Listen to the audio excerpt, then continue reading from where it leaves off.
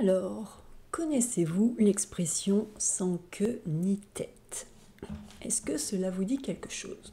Donc c'est une expression qu'on emploie assez souvent et nous allons voir sa signification, et puis je vais en profiter pour vous expliquer une deuxième expression qui est très proche.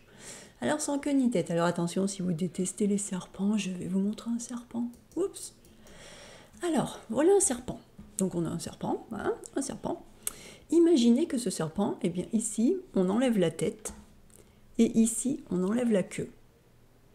Eh bien, du coup, ce serpent, on aurait seulement la partie de son corps, et on ne comprendrait pas où commence le serpent et où est-ce qu'il se termine.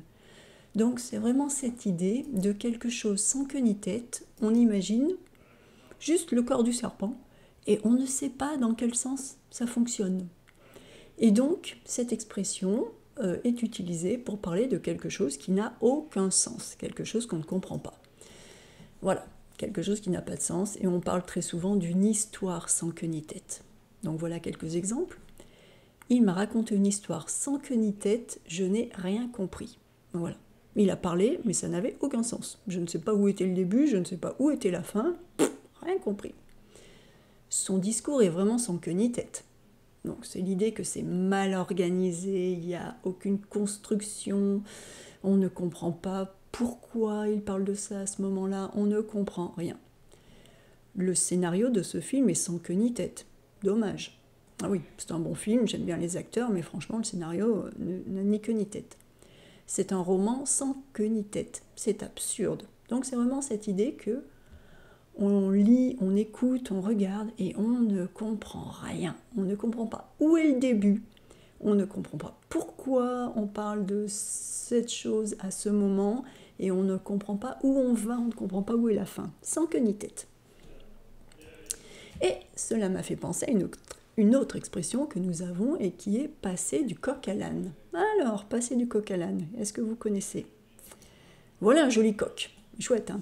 Le coq, c'est le monsieur de la poule, le coq. Et voilà un âne. Il est beau. J'adore les ânes, avec leurs grandes oreilles.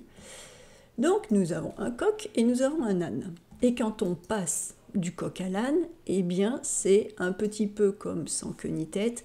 C'est cette idée que l'on a un discours qui n'est pas logique, que l'on change de sujet, sans prévenir.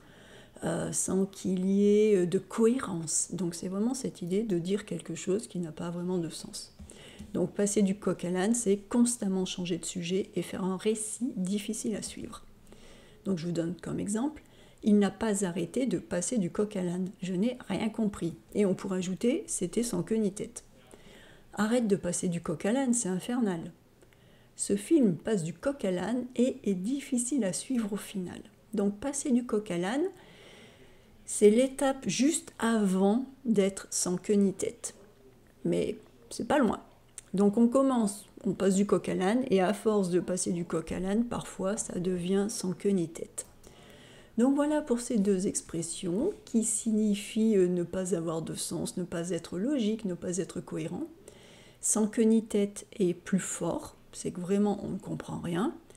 Passer du coq à l'âne, c'est vraiment changer de sujet sans qu'il n'y ait de cohérence, et donc c'est difficile à suivre. Mais on a encore une petite chance de suivre si on fait un effort. Quand c'est sans queue ni tête, c'est fini, on ne comprend plus. Donc voilà pour cette vidéo, j'espère que ces expressions vous aident, et je vous retrouve très bientôt pour explorer un peu plus le monde des expressions françaises.